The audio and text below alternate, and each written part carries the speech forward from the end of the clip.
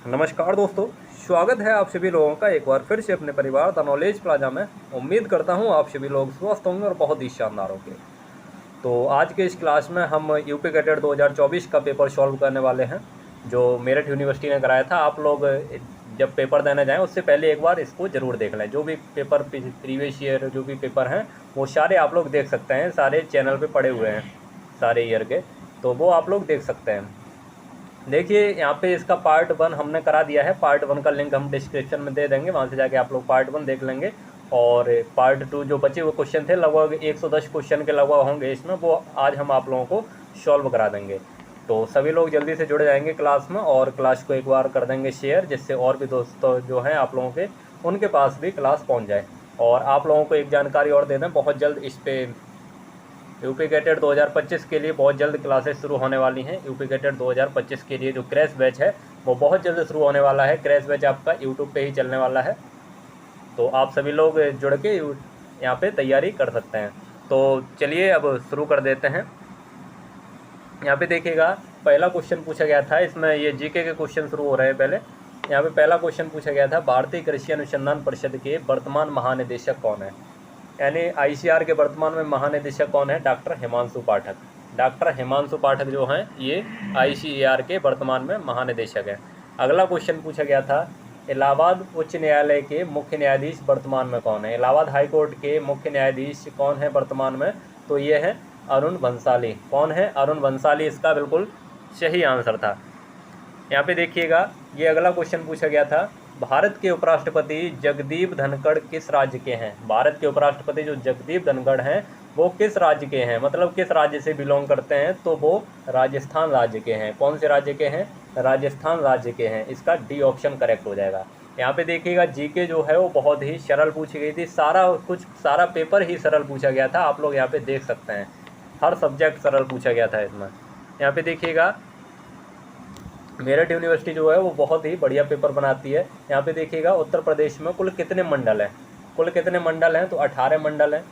ये भी क्वेश्चन इसमें पूछा गया था। अगला क्वेश्चन देखिए कौन सा पूछा गया था। तो अगला क्वेश्चन है, वायुमंडल में सर्वाधिक ओजोन कहाँ पाई जाती है? वायुमंडल में सर्वाधिक ओजोन कहाँ पाई जाती है? तो देखिए, ओजोन लेयर जो है वो, जैसा ये यहाँ पे ट्रोपोस्फियर है और यहाँ तक स्ट्रेटोस्फियर है, तो ओजोन लेयर जो है वो यहाँ पे पाई जाती है, यहाँ पे पाई जाती है। यानी उसका थोड़ा सा पार्ट जो है वो ट्रोपोस्फियर में भी होता है, और ज़्यादातर कंसंट्रेशन कहाँ पे होता है? तो स्ट्रेटोस्फियर में होता है। तो इसका सही आंसर कौन सा हो जाएगा? स्ट्रेटोस्फियर हो जाएगा। स्ट्रेटोस्फियर को इसीलिए ओजोनोस्फियर के नाम से भी जानते हैं, क्योंकि इसमें ओजोन लेयर पाई जाती है इसी वजह से। आगे देखिएगा, अगला क्वेश्चन पूछा गया था, चाणक्य का अन्य नाम क्या था? चाणक्य को और किस नाम से जानते हैं? तो चाणक्य को और एक तो कौटिल्य के नाम से जानते हैं, कौटिल्य के नाम से जानते हैं, लेकिन इसमें कौटिल्य ऑप्शन है नहीं, तो इसमें कौन सा ऑप्शन सही हो जाएगा? विष्णुगुप्त के नाम से भी जानते हैं चाणक्य को। विष्णुगुप्त वाला ऑप्शन जो है वो बिल्कुल करेक्ट हो जाएगा यहाँ पे। यहाँ पे देखिएगा, अगला क्वेश्चन पूछा गया था, चक्रवात की आकृति किस प्रकार की होती है? चक्रवात की आकृति किस प्रकार की होती है? ये सारे क्वेश्चन आप देख सकते हैं, सारे क्वेश्चन हमने कराए थे चैनल पे, उन्हीं में से सारे क्वेश्चन आए हैं ये। यहाँ पे देखिएगा, चक्रवात की आकृति जो है वो गोलाकार होती है। हर सब्जेक्ट के आप लोग चेक कर सकते हैं। यहाँ पे देखिएगा, सौरमंडल में किस ग्रह को लाल ग्रह कहा जाता है? सौरमंडल में किस ग्रह को लाल ग्रह कहा जाता है? तो लाल ग्रह जो है वो मंगल ग्रह को कहा जाता है। इसको इंग्लिश में मार्स बोलते हैं। इस ग्रह को लाल ग्रह कहा जाता है। क्यों कहा जाता है? क्योंकि यहाँ पे आयरन ऑक्साइड की अधिकता के कारण, आयरन ऑक्साइड की अधिकता के कारण जो मंगल ग्रह है उसका रंग कैसा होता है? लाल होता है। तो मंगल ग्रह वाला ऑप्शन बिल्कुल करेक्ट हो जाएगा इसमें। यहाँ पे अगला क्वेश्चन पूछा गया था, एक राष्ट्र एक नेता का नारा किस नेता ने दिया है? एक राष्ट्र एक नेता का नारा किस नेता ने दिया है? तो एक राष्ट्र एक नेता का नारा हिटलर ने दिया था। हिटलर कहाँ का शासक था? तो हिटलर जर्मनी का शासक था, जर्मनी का शासक था। और ये क्या था? ये तानाशाह था, तानाशाही करता था, और इसने ये नारा दे दिया था, एक राष्ट्र एक नेता, मतलब एक राष्ट्र में केवल एक ही नेता रहेगा। तानाशाह था हिटलर, जर्मनी का शासक था। अगला क्वेश्चन देखिएगा, तुर्की में आए भूकंप से लोगों को बचाने के लिए भारत ने किस मिशन की शुरुआत की है? तुर्की में जो भूकंप आया है उससे जो प्रभावित लोग हैं उनको बचाने के लिए भारत ने ऑपरेशन दोस्त, कौन सा? ऑपरेशन दोस्त की शुरुआत की थी? ये करंट का क्वेश्चन पूछा गया था। करंट के भी लगभग 3-4 क्वेश्चन करंट के भी पूछे गए थे, तो करंट के भी आप लोगों को यहाँ पे सॉल्व करा दिए जाएंगे, यानी करंट भी आप लोगों को यहाँ से तैयार करा दी जाएगी। उसके लिए आप लोगों को कोई दिक्कत लेने की ज़रूरत नहीं है। अगला क्वेश्चन देखिए, पूछा गया था यहाँ पे, भारत का नेपोलियन किसे कहा जाता है? तो भारत का नेपोलियन जो है वो समुद्रगुप्त को कहा जाता है। इसमें कहीं ऑप्शन होगा समुद्रगुप्त, यहाँ पे ये जो समुद्रगुप्त वाला ऑप्शन है वो बिल्कुल सही हो जाएगा। भारत का नेपोलियन कहा जाता है समुद्रगुप्त को। और अगला क्वेश्चन पूछा गया था यहाँ पे, इंसुलिन की खोज किसने की? इंसुलिन की खोज किसने की है? तो इंसुलिन की खोज जो है वो फ्रेडरिक बेटिंग और चार्ल्स ग्रांट, इन दोनों लोगों ने की है। लेकिन आपका जो पेपर था उसमें केवल फ्रेडरिक बेटिंग वाला ही ऑप्शन था, तो फ्रेडरिक बेटिंग वाला ऑप्शन ही करेक्ट था। और अगर ऐसे देखा जाए तो इन दोनों लोगों ने मिलकर इसकी खोज की थी, इंसुलिन की खोज। अगला क्वेश्चन देखिएगा, अगला क्वेश्चन पूछा गया था, हाइड्रोजन वैली इनोवेशन क्लस्टर योजना की शुरुआत किस राज्य में हुई? हाइड्रोजन वैली इनोवेशन क्लस्टर योजना की शुरुआत जो है वो कौन से राज्य में हुई है? तो ये गुजरात में हुई है। कहाँ पे? गुजरात में। गुजरात वाला ऑप्शन बिल्कुल करेक्ट हो जाएगा। यहाँ पे देखिएगा, एक क्वेश्चन पूछा गया था, यूरो कप किस खेल से संबंधित है? यूरो कप जो है ये 2023 में भी पूछा गया था। यूरो कप या और कोई दूसरा कप, ऐसे ही इसी से रिलेटेड 2023 में भी पूछा गया था, यानी 2023 में भी पूछ लिया, 2024 में भी पूछ लिया, और खेल से संबंधित लग रहा है 2025 में भी कोई क्वेश्चन पूछने वाला है। तो खेल से संबंधित क्वेश्चन भी आप लोगों को करा देंगे वहाँ पे। यहाँ पे देखिएगा, यूरो कप जो है वो किससे संबंधित है? ये फुटबॉल से संबंधित है। फुटबॉल वाला ये ऑप्शन इसमें करेक्ट हो जाएगा। अगला क्वेश्चन देखिए, अगला क्वेश्चन पूछा गया है, नाट्यशास्त्र के लेखक कौन है? नाट्यशास्त्र के लेखक कौन है? तो नाट्यशास्त्र ये किसने लिखा है? भरत मुनि जी ने लिखा है। किसने? भरत मुनि इसका बिल्कुल करेक्ट आंसर हो जाएगा। यहाँ पे देखिएगा, आप लोगों को 100 क्वेश्चन कराने हैं, तो 100 क्वेश्चन के लिए फिर टाइम ज़्यादा लगेगा, इसलिए जल्दी जल्दी आप लोगों को क्वेश्चन कराते चलते हैं। आप लोगों को पता चल जाएगा, बाकी क्लासेस चलेंगी, वहाँ से आप लोगों के सारे डाउट जो हैं वो क्लियर हो जाएंगे। यहाँ पे देखिएगा, मानव शरीर में कितनी हड्डियाँ पाई जाती हैं? तो 206 हड्डियाँ पाई जाती हैं। वर्तमान में भारत के मुख्य चुनाव आयुक्त कौन है? वर्तमान में भारत के मुख्य चुनाव आयुक्त कौन है? तो बता दें आप लोगों को, जब आप लोगों का 2024 का पेपर हुआ था तब आप लोगों का सही आंसर क्या था? तब आप लोगों का सही आंसर इसमें सुशील कुमार था, हुआ था। तब यहाँ पे राजीव कुमार, सुशील कुमार नहीं, यहाँ पे राजीव कुमार वाला ऑप्शन जो है वो बिल्कुल सही था, यानी राजीव कुमार थे तब चुनाव आयुक्त। और अब जो है फरवरी 2025 में नए चुनाव आयुक्त बन गए हैं। अब जो है फरवरी 2025 में यहाँ पे ज्ञानेश कुमार बन गए, यानी आगे वाले क्वेश्चन के आगे अब आपका क्वेश्चन आ सकता है, क्योंकि ये करंट में भी पूछ सकते हैं। अभी फरवरी 2025 में बने हैं ज्ञानेश कुमार। आप लोग इसको कहीं पे नोट कर लीजिए, वर्तमान समय में भारत के मुख्य चुनाव आयुक्त जो हैं वो ज्ञानेश कुमार हैं। आगे देखिएगा, अगला क्वेश्चन है, क्विक सिल्वर का दूसरा नाम क्या है? तो क्विक सिल्वर का दूसरा नाम क्या है? पारा या मरकरी? मरकरी या पारा, ये वाला ऑप्शन जो है वो बिल्कुल सही था इसमें। यहाँ पे देखिएगा, भारत में 5G मोबाइल सेवा कब शुरू हुई? सेवा जो है वो 1 अक्टूबर 2022 को, 1 अक्टूबर 2022 को भारत में 5G मोबाइल सेवा शुरू हुई। ये भी आप लोगों का करंट का ही क्वेश्चन था, ये भी आप लोगों से पूछ लिया गया। आगे क्वेश्चन देखिएगा, अगला क्वेश्चन है, अब आप लोगों के जो जीएस के क्वेश्चन थे 20 क्वेश्चन पूछे जाते हैं, 19 क्वेश्चन यहाँ पे हमने करा दिए। एक क्वेश्चन नहीं मिला है, या हो सकता है आप लोगों ने नहीं भेजा हो इसलिए यहाँ पे आ नहीं पाया है मेरे पास। 19 क्वेश्चन मिले थे, तो 19 क्वेश्चन आप लोगों को यहाँ पे करा दिए। अब कुछ मैथ के क्वेश्चन देख लेते हैं। तो देखिए, मैथ भी बहुत ही सिंपल पूछा गया था। आप लोग अगर हमारी एक मैराथन लगा लेते हैं, जो मैथ की हमने दो मैराथन कराई हैं 3-3 घंटे की, 3-3 घंटे की हमने 2 मैराथन कराई हैं मैथ की, वो अगर आप लोग लगा लेंगे तो मैथ के आप लोग आसानी से 20 में से 16 क्वेश्चन तो आसानी से कर सकते हैं उन 2 क्लास से। यानी 3-3 घंटे की दोनों क्लास हैं, यानी 6 घंटे की क्लास अगर आप लोग लगा लेंगे तो मैथ के 20 में से 16 क्वेश्चन आसानी से कर सकते हैं। यहाँ पे देखिएगा, ये क्वेश्चन पूछा गया था, इनका गुणोत्तर माध्य बताइए। तो इनका गुणोत्तर माध्य बताना है, तो गुणोत्तर माध्य कैसे निकालते हैं? यानी 10, 16, 50 का गुणोत्तर माध्य निकालना है, तो 10 गुणा 16 गुणा 50। फिर यहाँ पे देखिएगा, कितने अंक हैं, 1 2 3 अंक है ना, तो यहाँ पे 1/3 की पावर चढ़ा देंगे। तो अगर इसका हम लोग मल्टीप्लाई करेंगे तो 16 पंजा 80, 16 पंजे 80, 1 0 2 0 आ गया, यानी 8000 आ गया। तो इसकी अगर हम पावर निकालेंगे तो पावर कितना आ जाएगा, सॉरी 1/, इसके अगर हम लोग 1/3 पावर लगा देंगे तो यहाँ पे ये कितना आ जाएगा, तो यहाँ पे ये 20 आंसर आ जाएगा आपका। आप लोग इसको सॉल्व करेंगे, देखिए कैसे सॉल्व करेंगे। 20 की पावर 3 कर दीजिए, 20 की पावर 3 करेंगे तो आप लोगों को क्या देखने को मिलेगा, 20 × 20 × 20 तो 8000 देखने को मिलेगा। तो 20 की पावर 3 लिख सकते हैं, और ऊपर पावर कितनी है, 1/3 है। अगर पावर के ऊपर पावर हो तो मल्टीप्लाई हो जाता है, 3 से 3 कट जाएगा, तो आपका आंसर क्या आ जाएगा, यहाँ पे 20 आंसर जो है वो यहाँ पे आ जाएगा आपका। आप लोग मैथ वाली मैराथन देख लीजिए, वहाँ से आप लोगों का काम हो जाएगा।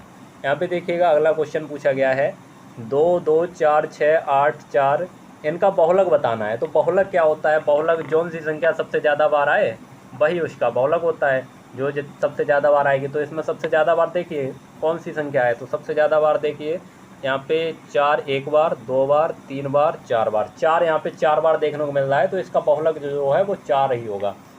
और कोई संख्या यहाँ पे 4 बार देखने को नहीं मिल रही, 2 केवल 2 बार ही देखने को मिल रहा है, 6 भी 2 बार देखने को मिल रहा है, बाकी 4 जो है 4 आप लोगों का 4 बार देखने को मिल रहा है। बहुलक कैसे निकालते हैं, तो बहुलक निकालना बहुत ही सरल है, जौन सी संख्या जितने ज़्यादा बार रिपीट होगी वही उसका बहुलक होगा, मोड बोलते हैं इंग्लिश में। यहाँ पे देखिएगा अगला क्वेश्चन पूछा गया था, बहुत ही सिंपल क्वेश्चन पूछे गए हैं आप लोगों से। यहाँ पे देखिएगा 7 8 10 16 13 11 की माध्यिका है, यहाँ पे माध्यिका मीडियन बताना है। तो मीडियन कैसे निकालते हैं, तो मीडियन निकालने के लिए सबसे पहले तो आप लोग इसको असेंडिंग या डिसेंडिंग ऑर्डर में अरेंज कर लेंगे इसको। तो असेंडिंग या डिसेंडिंग ऑर्डर में, असेंडिंग ऑर्डर में कर लीजिए, 7 आएगा पहले, फिर 8 10 11 13, उसके बाद 16। तो यहाँ पे देखिएगा कितने अंक हैं, 6 अंक हैं, 6 अंक हैं। तो आगे के 2 निकाल दीजिए, पीछे के 2 निकाल दीजिए, बीच वाला 2 बचा है, इन दोनों का एवरेज ले लीजिए। 10 + 11 कितना आ जाएगा, 10 + 11 बराबर 21 आ जाएगा। तो 21/2 कर देंगे तो 10.5 यहाँ पे जो आ जाएगा आंसर। तो इसका आंसर जो है, आंसर क्या होगा, 10.5 आंसर इसका बिल्कुल सही होगा। यहाँ पे देखिएगा इसका गुणोत्तर माध्य पूछा है, गुणोत्तर माध्य इसका पूछा है। यहाँ पे 2 4 8 का गुणोत्तर माध्य आप निकाल सकते हैं, कैसे निकालेंगे अभी मैंने आपको पीछे जैसे बताया, 2 × 4 × 8 करेंगे, और 3 संख्या है तो 1/3 कर देंगे। यहाँ पे देखिएगा 8 दूनी 16 चौक 64, 64 को हम क्या लिख सकते हैं, तो 64 को हम 4 की पावर 3 भी लिख सकते हैं, यानी ऐसे लिखते हैं जो ये वाली पावर जो है वो कट जाए। 4 की पावर 3 लिखेंगे तो यहाँ पे इसकी पावर 1/3 है, तो पावर के ऊपर पावर हो तो पावर से पावर कट जाती है, यहाँ पे आंसर आ जाएगा आपका 4 आंसर जो है वो बिल्कुल सही होगा। यहाँ पे देखिएगा गुणोत्तर श्रेणी का 8वां पद क्या होगा, यहाँ पे 8वां पद निकालना है। तो 8वां पद निकालने के लिए 8वां पूछा है तो AR7, AR की पावर 7। 10वां पूछा हो तो AR की पावर 9, यानी जौन सा पद पूछा हो उससे एक कम की पावर लगा देते। तो 8वां पद पूछा है तो AR की पावर 7 लगाएंगे। A कौन सा होता है, तो A होता है 2, A बराबर हो जाएगा 2। R कैसे निकालते हैं, तो 6/2 करेंगे, तो 6/2 बराबर 3 आ जाएगा, तो 3R हो गया यहाँ पे। तो यहाँ पे क्या करेंगे, AR की पावर 7, यानी 2 × R कितना है 3, 3 की पावर 7 करेंगे। तो यहाँ पे आप लोगों का कितना आएगा, यहाँ पे आप लोग अगर कैलकुलेशन करेंगे, इसको कैलकुलेट करके देखिए, यानी 3 की पावर 7 है तो 3 × 9, 3 × 9 या 27 या 81 या 243, 3 की पावर 5 बराबर तो 243 हो जाएगा। 243 × 3 की पावर 2 बचेगा ना, तो 3 की पावर 2, 3 × 9, 243 का 9 में गुणा करेंगे और उसके बाद 2 में गुणा करेंगे। तो इतनी लंबी चौड़ी आप लोगों को कैलकुलेशन करने की ज़रूरत नहीं है। यहाँ पे एक आप लोगों को शॉर्ट ट्रिक बताते हैं, 2 × 343 × 9। यहाँ पे शॉर्ट ट्रिक क्या है, यहाँ पे आप लोग पीछे जो यूनिट डिजिट से आप लोग भी निकाल सकते हैं इसको। 9 × 27, 27 दूनी 54, यानी पीछे का गुणा करिए, 9 × 27, 27 दूनी 54, यानी 54, पीछे 4, जिसके पीछे 4 हो वही आपका आंसर हो जाएगा। अगर 2 में कहीं 4 देखने को मिल जाए तो आपको सॉल्व करना पड़ेगा, 1 में ही पीछे 4 है, तो आप लोगों का आंसर जो है वो 4374 हो जाएगा। ये शॉर्ट ट्रिक से निकाल लेते हैं, लंबी कैलकुलेशन करने की ज़रूरत नहीं पड़ती है। बाकी आप लोग इसको कैलकुलेट करके भी देख सकते हैं। यहाँ पे देखिएगा ये संख्याएं दी हुई हैं, इनमें समांतर माध्य 8 है, तो x की वैल्यू निकालिए। तो x की वैल्यू क्या निकालेंगे, यहाँ पे समांतर माध्य कैसे निकालेंगे, तो यहाँ पे जो भी संख्या दी हुई है 10, 8, 5, 7, x और 4, इन सबको जोड़ लेंगे। तो इनको जोड़ेंगे 10 और 8 18, 18 5 23 और 7 30 और 4 34, 34 प्लस x अपॉन में संख्याएं कितनी है 1 2 3 4 5 6, 6 संख्याएं हैं, बराबर कितना दिया है 8 दिया है। तो ये वाला आपका उधर चला जाएगा, उधर जाएगा, क्रॉस मल्टीप्लाई कर देंगे तो 8 छिंगा 48 हो जाएगा। तो 48 इधर हो जाएगा और x 34 प्लस x बराबर 48 है। तो यहाँ पे x बराबर निकालेंगे तो 48 में से 34 घटा देंगे तो यहाँ पे आपका आ जाएगा कितना, 8 में से 4 गया 4 और 1 यानी 14 आंसर आ जाएगा आपका यहाँ पे 14 आंसर आ जाएगा। सी ऑप्शन करेक्ट हो जाएगा। बहुत ही सिंपल क्वेश्चन पूछे गए थे, इनमें कोई ज़्यादा वो लगाने की ज़रूरत नहीं है। यहाँ पे देखिएगा निम्न संख्याओं की माध्यिका ज्ञात करो, निम्न संख्याओं की माध्यिका ज्ञात करो। तो माध्यिका कैसे ज्ञात करेंगे, इसकी माध्यिका कैसे ज्ञात करेंगे, पहले तो आप लोग इसको असेंडिंग या डिसेंडिंग ऑर्डर में अरेंज कर लेंगे। अभी मैंने आपको पीछे वाला क्वेश्चन बताया, अब यहाँ पे इतना समय नहीं है कि आप लोगों को हर एक क्वेश्चन सॉल्व करके बता सकूँ। पीछे वाले क्वेश्चन के हिसाब से आप लोग अगर इसको सॉल्व करेंगे तो इसकी माध्यिका जो है वो माध्यिका कितनी निकल के आएगी, तो माध्यिका जो है इसकी 56 निकल के आएगी। क्या कितनी निकल के आएगी, 56 जो है वो इसकी माध्यिका निकल के आएगी। यहाँ पे चलिए बता देते हैं आप लोगों को। यहाँ पे पहले अंक जोड़िए, अंक कितने हैं 1 2 3 4 5 6 7 8 9 10 11, यानी ये तो बहुत सिंपल है। आप लोग पहले इसको अरेंज करेंगे। अगर आप लोगों को विषम संख्या देखने को मिल जाती है, विषम संख्या देखने को मिल जाती है तो जितनी संख्याएं 11/2 कर देंगे, तो यहाँ पे 10/2 करेंगे तो 5वीं जो संख्या है, सॉरी यहाँ पे मैं भूल रहा हूँ, 1 मिनट। यहाँ पे आप लोग जो n+1/2 फॉर्मूला होता है ना, n+1/2, तो n बराबर कितना है 11 प्लस 1 यानी 12/2 करेंगे। 12/2 करेंगे तो जो 6वां पद होगा वही आपका इसमें माध्यिका होगा। तो सबसे असेंडिंग ऑर्डर में अरेंज करिए। पहले नंबर पे कौन आएगा, 30 आएगा। उसके बाद में कौन आएगा यहाँ पे, तो 41 आएगा, सॉरी 30 के बाद में 35 आएगा। उसके बाद में तीसरे नंबर पे 41 आएगा, 46 आएगा, 47 आएगा, यानी कितने हो गए 1 2 3 4 5 हो गए। और उसके बाद कौन सा आएगा, तो उसके बाद आपका यहाँ पे 56 आएगा। आप लोग निकाल लेंगे इसको, जैसा मैंने बताया वैसे फॉर्मूले को लगा के निकाल लेंगे। यहाँ पे देखिएगा अगर और कोई आंसर आ रहा है इसका तो आप लोग कमेंट सेक्शन में कमेंट करके बता देंगे।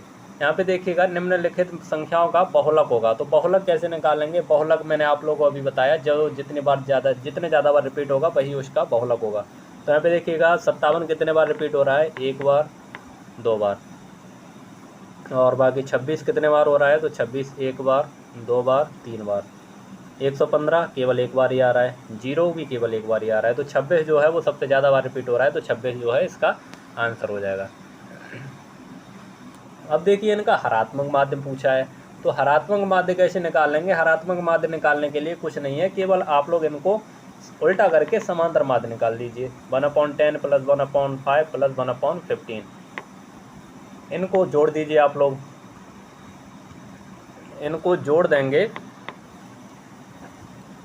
तो कितना आएगा, एलसीएम आ जाएगा 15 दूनी 30, 30 एलसीएम आ गया, 5 छक्का 10 तिया 15 दूनी, तो 6 3 9 तो 11/30 ये आ गया ना। अब 11/30 है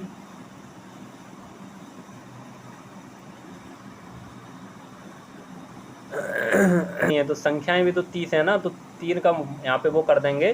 तो और इसको अभी हमने समांतर माध्य निकाला है, तो हरात्मक माध्य निकालने के लिए इसको पलटेंगे तो 90/11 आ जाएगा। तो यहाँ पे कितना आएगा, 11 8 88 पॉइंट में 88 8 पॉइंट, उसके बाद कितना बचा 20 बचा, तो 11 एकम 11, और फिर कितना बचा 9 बचा, 90 हो गया, तो 11 8 88 8.18 वाला जो ऑप्शन है वो बिल्कुल सही आ जाएगा इसमें। अगला क्वेश्चन देखिएगा, मैथ के क्वेश्चन जो थे ये थे। अब आप लोग केमिस्ट्री के क्वेश्चन भी देख लीजिए, केमिस्ट्री में भी कोई खास क्वेश्चन नहीं पूछे गए हैं। केमिस्ट्री में भी सिंपल क्वेश्चन ही पूछे गए हैं। चुंबकीय क्वांटम संख्या निम्न में से किसका वर्णन करती है? चुंबकीय क्वांटम संख्या निम्न में से किसका वर्णन करती है? तो कक्षकों की आकृति का चक्रण वाला जो है वो बिल्कुल सही हो जाएगा इसमें। यहाँ पे एक क्वेश्चन पूछा गया था, ये अपवाद है, मैंने आप लोगों को कई बार क्लास में बताया भी है। क्रोमियम वाला जो है वो अपवाद है, इसको याद रखो। यहाँ पे देखिएगा क्रोमियम का परमाणु क्रमांक कितना है? 24 है, लेकिन इसमें लास्ट में क्या आता है? 4s1 और D3D5 आता है। 4s1 और 3D5 आता है। क्यों आता है? वैसे तो सब में 4s2 आता है पहले, लेकिन यहाँ पे क्या होता है, यहाँ पे इसका कक्षक जो है वो आधा बढ़ जाएगा तो स्टेबल हो जाएगा। तो आधा बढ़ने के लिए यहाँ से एक इलेक्ट्रॉन यहाँ चला जाता है, तो 4s1 और 3d5 आ जाता है यहाँ पे। इसीलिए ये जो अपवाद बन जाता है, इसीलिए ये पूछ लिया जाता है। अब यहाँ पे अयुग्मित इलेक्ट्रॉन देखा जाए तो अयुग्मित इलेक्ट्रॉन यहाँ पे देखिएगा 5 आ रहे हैं ना, तो अयुग्मित इलेक्ट्रॉन कैसे निकालेंगे? युग्मित और अयुग्मित इलेक्ट्रॉन जो है वो यहाँ पे देखिएगा डी में कितना होता है? sp_d_f होता है ना, sp_d_f 1 3 5 7, यानी s में 1, p में 3, d में 5 और f में 7। तो d में 5 होगा ना, तो 1 2 3 4, यानी 5 कॉलम बन गए। यहाँ पे एक इलेक्ट्रॉन आ जाएगा, यहाँ पे एक इलेक्ट्रॉन आ जाएगा, यहाँ पे और यहाँ पे। कोई युग्मित है इसमें या नहीं है? सारे के सारे जो हैं वो अयुग्मित हैं। अगर इसमें दूसरा इलेक्ट्रॉन आता तब युग्मित होता। तो अयुग्मित इलेक्ट्रॉन की संख्या कितनी हो जाएगी? अयुग्मित इलेक्ट्रॉन की संख्या यहाँ पे 5 हो जाएगी। अगला क्वेश्चन है, आवर्त सारणी, आधुनिक आवर्त सारणी में तत्वों को कैसे व्यवस्थित किया गया था? आधुनिक आवर्त सारणी जो है अभी आप लोग जो पढ़ते हैं वो आधुनिक आवर्त सारणी है। उसमें तत्वों को कैसे व्यवस्थित किया गया है? तो परमाणु क्रमांक के बढ़ते हुए क्रम में, परमाणु क्रमांक के बढ़ते क्रम में तत्वों को व्यवस्थित किया गया है। अगला क्वेश्चन देखेंगे यहाँ पे, तो अगला क्वेश्चन यहाँ पे पूछा गया है। आप लोग क्लास को लाइक भी कर दीजिए और अपने दोस्तों के पास शेयर भी करिए। और यहाँ पे आप लोगों को फिर से एक जानकारी दे देता हूँ, यूपी कैटेट 2025 के लिए बहुत जल्द आप लोगों की क्लासेस शुरू होने वाली हैं। एक हमने नया चैनल भी बनाया है एग्रीकल्चर वालों के लिए, एग्री नॉलेज प्लाजा जो है वो हमारा नया चैनल है। उसको अगर आप लोग अभी तक सब्सक्राइब नहीं किए हैं तो उसको भी जल्द से जल्द सब्सक्राइब कर लेंगे, क्योंकि उस पर भी आप लोगों की क्लासेस चलने वाली हैं, तो उसको आप लोग ज़रूर सब्सक्राइब कर लेंगे। यहाँ पे देखिएगा, निम्नलिखित में से किस लवण का पीएच पानी में सबसे अधिक होता है? किस लवण का पीएच पानी में सबसे अधिक होता है? तो सबसे अधिक जो है यहाँ पे ये ऑप्शन थोड़ा गलत लिख गया है, क्या है? Na2CO3, क्योंकि वहाँ पे जो क्वेश्चन पूछा गया था वो यही क्वेश्चन पूछा गया था, उसमें यह वाला ऑप्शन जो है वो बिल्कुल करेक्ट था, Na2CO3। अगला क्वेश्चन देखिएगा, अगला क्वेश्चन है, जल की कठोरता को अस्थायी रूप से हटाने का तरीका है? तो क्लार्क विधि। निम्न में कौन सी धातु क्लोरोफिल में उपस्थित होती है? तो मैग्नीशियम जो है वो क्लोरोफिल में उपस्थित होती है। बहुत इंपॉर्टेंट क्वेश्चन है, पूछा जाता है ये। यहाँ पे देखिएगा, कार्बोलिक अम्ल होता है तो फिनॉल, कार्बोलिक अम्ल को क्या बोलते हैं? फिनॉल। यहाँ पे देखिएगा, निम्न में कौन सा रासायनिक परिवर्तन है? रासायनिक परिवर्तन वो होता है जो एक बार अगर परिवर्तित हो गया तो फिर दोबारा से अपनी स्थिति में वापस नहीं आ सकता।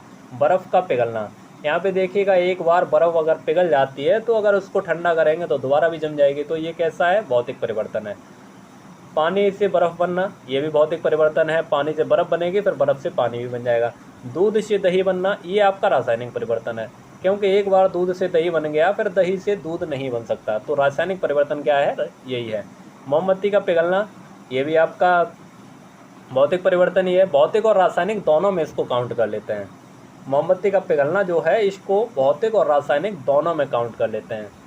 तो इसको अगर ये भी ऑप्शन में दिया है, और यहाँ पे देखिएगा, या तो आपका केमिकल का सीधा सीधा ऑप्शन दे दिया है तो आपको यहाँ पे जाने की ज़रूरत ही नहीं है। जब ऊपर ही आप लोगों को ऑप्शन मिल गया तो दूध से दही का बनना इसमें बिल्कुल सही हो जाएगा। अगला क्वेश्चन पूछा गया है, ये भी यूपी कैटेट का फेवरेट क्वेश्चन बन चुका है, ये भी उसने काफ़ी बार पूछ लिया है। क्लोरीन माइनस के बाहरी कक्ष में इलेक्ट्रॉन की संख्या। अब आप सभी लोगों को पता है कि क्लोरीन का परमाणु क्रमांक 17 होता है, 17 होता है, लेकिन यहाँ पे माइनस लग गया है, तो माइनस लग गया है तो एक इलेक्ट्रॉन बढ़ जाएगा। कितना हो जाएगा? 18 हो जाएगा। अब 18 को कैसे लिखेंगे? 2,8,8 लिखेंगे। तो 8 जो हैं वो इसके बाहरी कक्षा में आ जाएंगे। अगर 17 होता तो केवल 7 होते, इसीलिए ये क्वेश्चन पूछ लिया जाता है। तो 8 वाला ऑप्शन जो है वो बिल्कुल करेक्ट हो जाएगा। अगला क्वेश्चन देखते हैं, आवर्त सारणी बनाने वाले वैज्ञानिक का नाम। तो आवर्त सारणी बनाने वाले वैज्ञानिक का नाम आप लोगों ने मेंडलीफ पढ़ा होगा केवल, तो इसको आप लोग नहीं कर पाए होंगे, तो याद रखिएगा डी.आई. मेंडलीफ। पूरा नाम क्या है? डी.आई. मेंडलीफ। अगला क्वेश्चन देखिएगा, भुजे हुए चूने में क्लोरीन गैस प्रवाहित करने पर क्या प्राप्त होता है? अगर भुजे हुए चूने में क्लोरीन गैस प्रवाहित करेंगे तो क्या प्राप्त होगा? ब्रंजक चूड़ प्राप्त होगा। क्या प्राप्त होगा? ब्रंजक चूड़। अगला क्वेश्चन देखिएगा, अगला क्वेश्चन है यूरिया का रासायनिक सूत्र क्या होता है? तो यूरिया का रासायनिक सूत्र NH2CONH2, NH2CONH2। अगला क्वेश्चन देखिएगा, अगला क्वेश्चन है मार्स गैस का रासायनिक सूत्र। तो मार्स गैस किसको बोलते हैं? मीथेन को बोलते हैं। तो जो मीथेन का फॉर्मूला होता है वही क्या हो जाएगा? इसका रासायनिक सूत्र हो जाएगा CH4। विटामिन B2 का रासायनिक नाम क्या होता है? तो विटामिन B2 का रासायनिक नाम जो है वो क्या होता है? राइबोफ्लोविन होता है।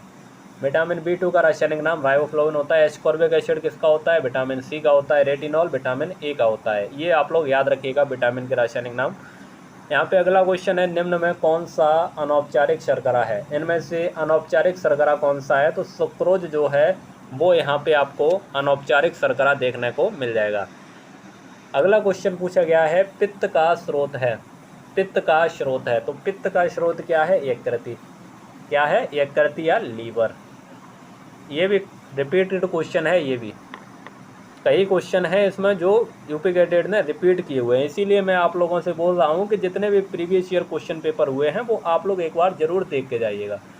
यहाँ पे देखिएगा, प्रतिजैविक है। प्रतिजैविक क्या होता है? एंटीबायोटिक जो है वो क्या होता है? पादप होता है, सिरप होता है, टॉक्सिन होता है, क्या होता है? औषधि होती है। आप लोगों को जब डॉक्टर के पास जाते हैं तो डॉक्टर क्या देता है? एंटीबायोटिक की दवाई देता है ना, तो क्या होता है? औषधियाँ जो है वो बिल्कुल सही आंसर हो जाएगा इसका, मेडिसिन होता है।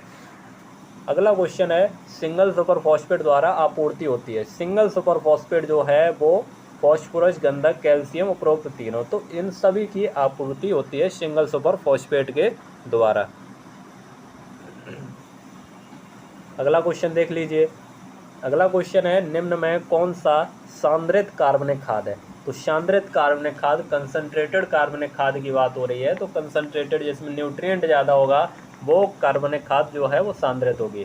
केंचुए की खाद में कहाँ इतना न्यूट्रिएंट होता है? गोबर की खाद में। और FI, गोबर की खाद वही होती है ना FIM, इसमें कितना होता है NPK? 0.5, 0.25, 0.5 इतना होता है ना। और केंचुए की खाद में 4% के लगभग नाइट्रोजन होता है। इतना ही होता है, ज़्यादा नहीं होता है। 4% भी मैंने शायद ज़्यादा बता दिया, यहाँ पे मुझे कंफर्म नहीं है अभी कितना होता है, लेकिन कम ही होता है इसमें भी। मूंगफली की खली जो है इसमें 7% के लगभग होता है। अगला क्वेश्चन देखिएगा। अगला क्वेश्चन है, भारतीय दलहन अनुसंधान संस्थान कहाँ स्थित है? IIPR, Indian institute of pulses research जो है ये कहाँ स्थित है? तो ये कानपुर में है। कहाँ पे? कानपुर में है, कानपुर। अगला क्वेश्चन देखिएगा। अब हम जो है स्पीड थोड़ा बढ़ा रहे हैं क्योंकि आप लोगों के क्वेश्चन अभी थोड़े ज़्यादा बचे हुए हैं। अभी एग्रीकल्चर के क्वेश्चन है, तो एग्रीकल्चर के क्वेश्चन में कोई ज़्यादा टाइम वाली ज़रूरत है नहीं, सरल सरल क्वेश्चन पूछे गए। यहाँ पे दलहनी फसलों के लिए नाइट्रोजन और फॉस्फोरस की आवश्यकता होती है। नाइट्रोजन की कम और फॉस्फोरस की अधिक। नाइट्रोजन की कम क्यों होती है? क्योंकि नाइट्रोजन तो ये खुद ही स्थिरीकरण कर लेती हैं एटमॉस्फेयर से। तो फॉस्फोरस जो है, फॉस्फोरस इनको चाहिए होता है, जो रूट नोड्यूल्स होते हैं उनके फॉर्मेशन के लिए फॉस्फोरस चाहिए होता है।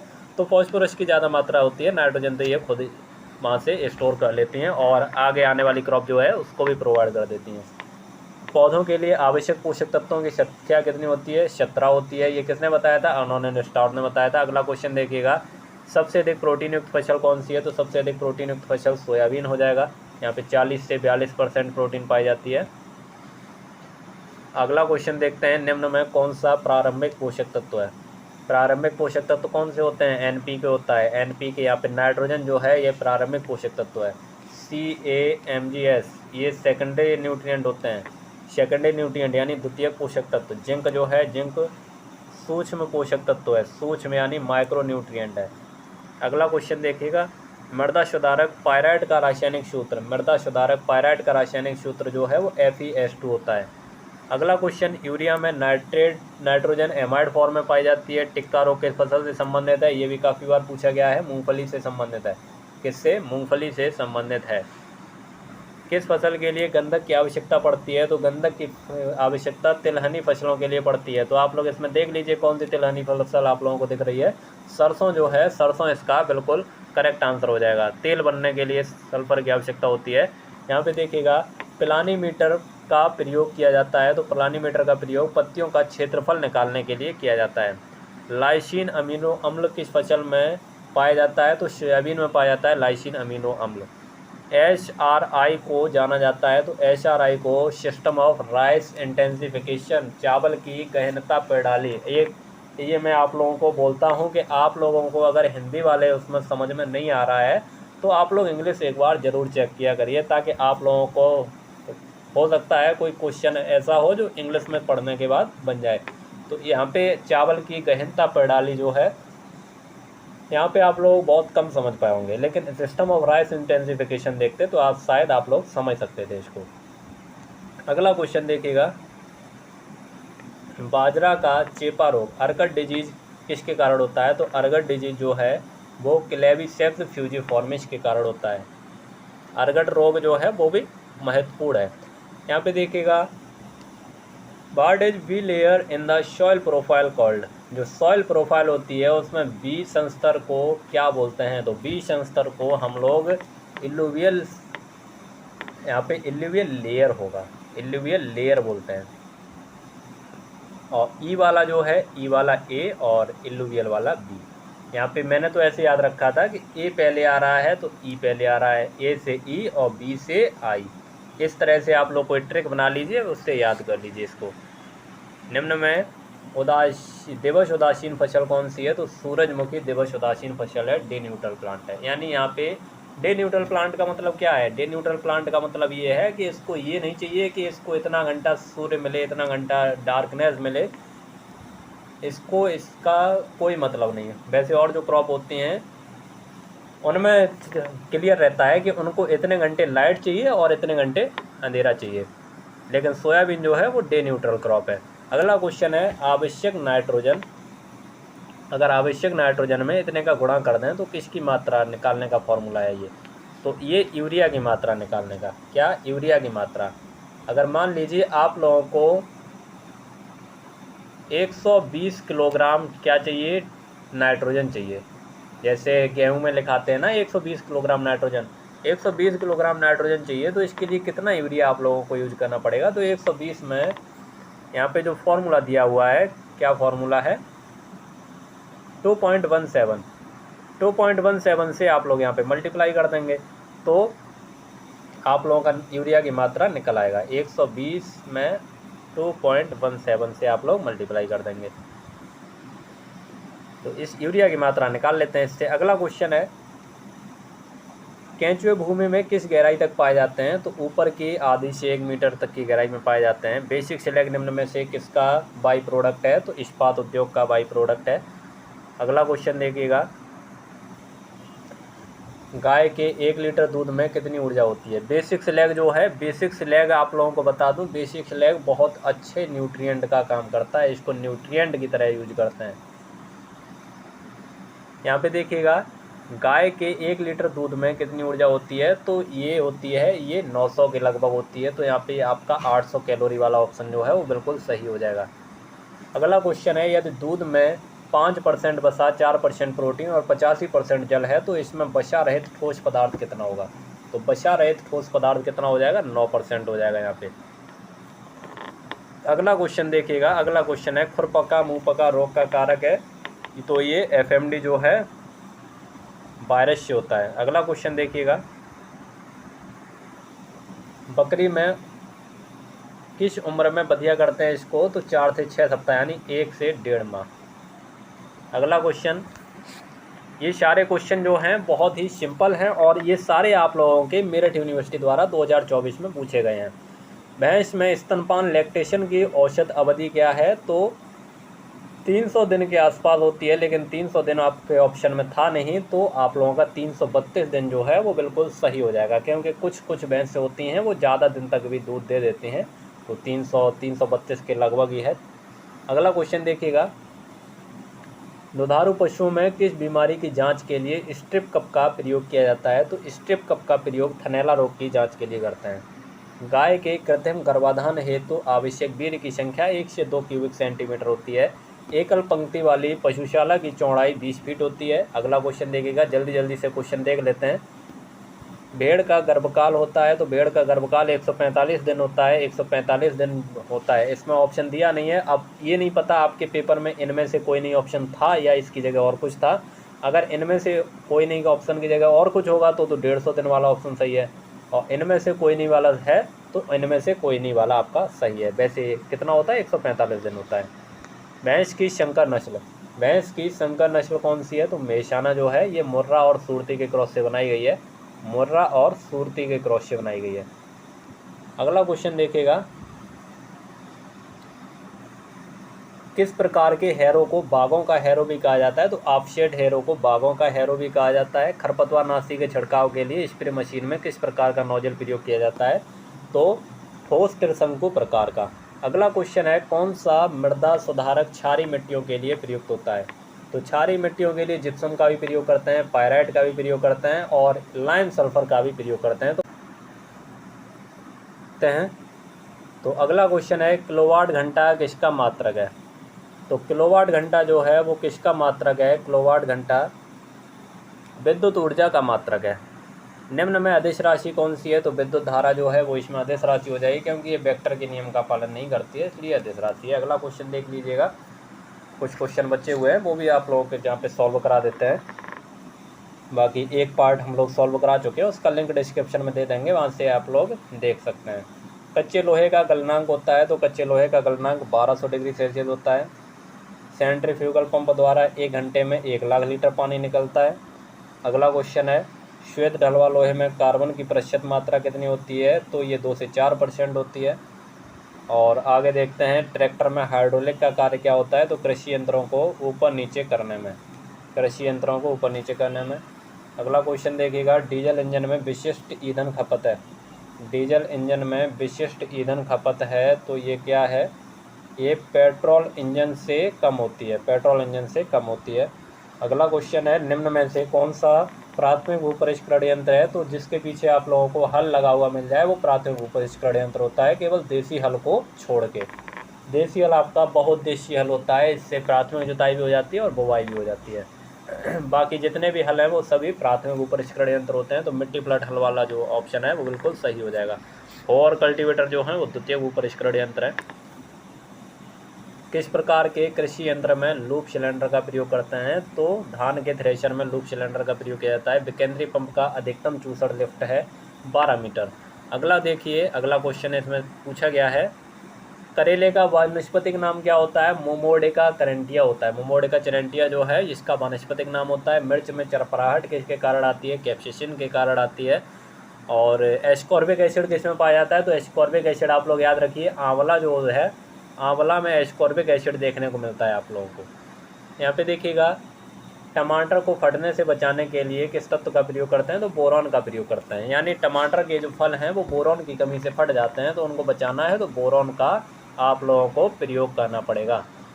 और आगे देखते हैं, अगला क्वेश्चन इसमें क्या पूछा गया था, पपीते का मूल स्थान कहाँ है? तो पपीते का मूल स्थान जो है वो ट्रॉपिकल अमेरिका होता है।